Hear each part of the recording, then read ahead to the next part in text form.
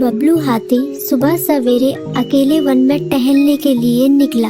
वह अपने ही धुन में चला जा रहा था।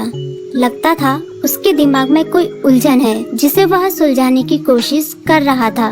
सड़क पर आगे बढ़ते ही उसके सामने चीकू खरगोश भागा। बबलू का पैर उसके ऊपर पड़ने ही वाला था कि चीकू जोर से चिल्लाया। उसकी आवाज सुनकर बबलू ने अपना पैर पीछे खींच लिया। कहाँ खोए हो बबलू भाई? कहीं नहीं, बस कुछ ऐसे ही सोच रहा था। किस बारे में? तुम जानकर क्या करोगे? शायद मैं तुम्हारी कुछ मदद कर सकूं। तुम तो जानते हो आजकल वन में कितनी चोरियां हो रही हैं, पर चोर का कोई अता पता ही नहीं है।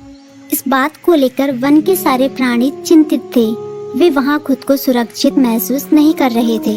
अरे चीकू भाई, हम मजबूर हैं। हम चोर को पकड़ ही नहीं पा रहे हैं। वह बहुत चालाक है और अपने काम को बड़ी कुशलता से अंजाम दे रहा है। कहीं कोई सबूत ही नहीं छोड़ रहा। हमारे राजा इस बात को लेकर बहुत चिंतित हैं। यही कारण है कि हम सब इस बारे में सोच रहे हैं। अब तुम मेरी इसमें क्या मदद कर सकते हो? मैं कुछ सोचता हूँ, हो सकता है मुझे कोई उपाय सूझ जाए। प्रयास करने में कोई हर्ज तो नहीं है। तुम ठीक कहते हो चीकू, लेकिन वन के गुप्तचर भी अभी तक इसका कोई हल नहीं निकाल सके। इतना कहकर वे चुप हो गए। बबलू की बातों ने चीकू को सोचने के लिए मजबूर कर दिया। चीकू को उदास देखकर बबलू बोला, तुम अपना मन छोटा मत करो। मुझे अच्छा लगा कि तुमने मेरी परेशानी को समझा। कभी मैं भी इस वन के लिए गुप्तचर का काम करता था। एक बार मेरी टांग टूट जाने से मेरे अंदर फुर्ती नहीं रही। तब से मैंने यह काम छोड़ दिया। चीकू, तुम चाहो तो यह काम दोबारा कर सकते हो। वन के प्राणी ज्यादातर दिन में भोजन की तलाश करते हैं, वे रात को आराम करते हैं। तुम दिन रात दोनों में ही भोजन की तलाश में निकल सकते हो सकता है रात को तुम्हें कुछ ऐसी बातों का पता चल जाए जो हमारे काम की हो। हाँ बबलू, तुम ठीक कहते हो। मैं आज रात को वन में घूम कर इस बात का पता करने की कोशिश करता हूँ। थोड़ी देर बातें करके चीकू अपने बिल की ओर बढ़ गया और बबलू अपने रास्ते चला गया। चीकू के दिमाग में अभी तक बबलू की कई बातें घूम रही थी। उसे समझ नहीं आ रहा था वह बबलू की मदद कैसे करे। दिन भर वह उसी उधेड़-बुन में लगा रहा। शाम होते ही चीकू कुछ सोचने लगा और वह चुपचाप बिल से बाहर निकल आया। चीकू की पत्नी ने देखा तो बोली, इस समय कहाँ जा रहे हो? बाहर खतरा है। खतरा तो सुबह भी रहता है, लेकिन खतरों से डर कर हम भूखे तो नहीं मर सकते। मैं बाहर घूम कर आता हूँ। इतना कहकर चीकू रात को बिल से बाहर निकल आया। कुछ दूर जाकर उसकी नजर बंकू उल्लू पर पड़ी, जो कुछ ही दूरी पर था। वह पेड़ की डाल पर बैठा अपनी गर्दन चारों तरफ घुमा रहा था। वह तेजी से पेड़ की एक डाल से दूसरी डाल पर उड़ रहा था। बंकू की नजर उस पर नहीं पड़ी थी। कुछ सोचकर चीकू पेड़ के पीछे से बाहर निकलकर थोड़ी खुली जगह पर आ गया और वहां से बंकू उल्लू को देखने लगा।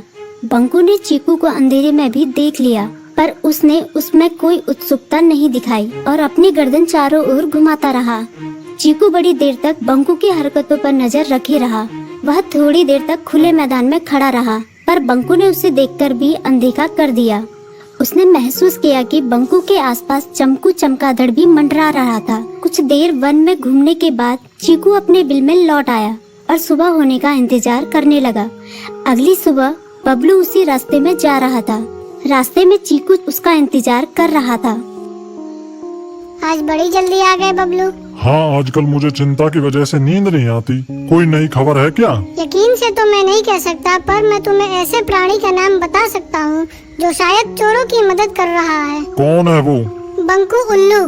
इतना कहकर चीकू ने रात की घटना उसे ज्यों की त्यों सुना दी। इसे सुनकर बबलू का माथा ठनका। बबलू की आंखें चौंधिया गई। तुम ठीक कह रहे हो। मुझे आज रात बंकू और चमकू पर नजर रखनी होगी।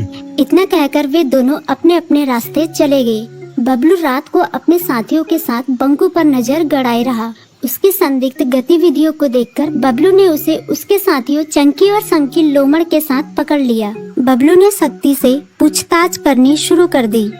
तुम इस समय बंकू चमकू के साथ क्या कर रहे हो? हम चारों दोस्त हैं, इसलिए साथ बैठकर बातें कर रहे हैं। चमगादड़ और उल्लू की दोस्ती तो समझ में आती है, पर लोमड़ के साथ दोस्ती कैसे हो सकती है? सख्ती से पूछने पर दोनों ने अपना जुर्म कबूल कर लिया और सभी चोरियों के बारे में बताया जो उन्होंने कुछ दिन पहले वन में की थी। बबलू ने उनके चोरी का सारा सामान भी बरामद कर लिया। बंकू और चमकू को अभी तक समझ में नहीं आ रहा था कि वो इतनी आसानी से कैसे पकड़ में आ गई।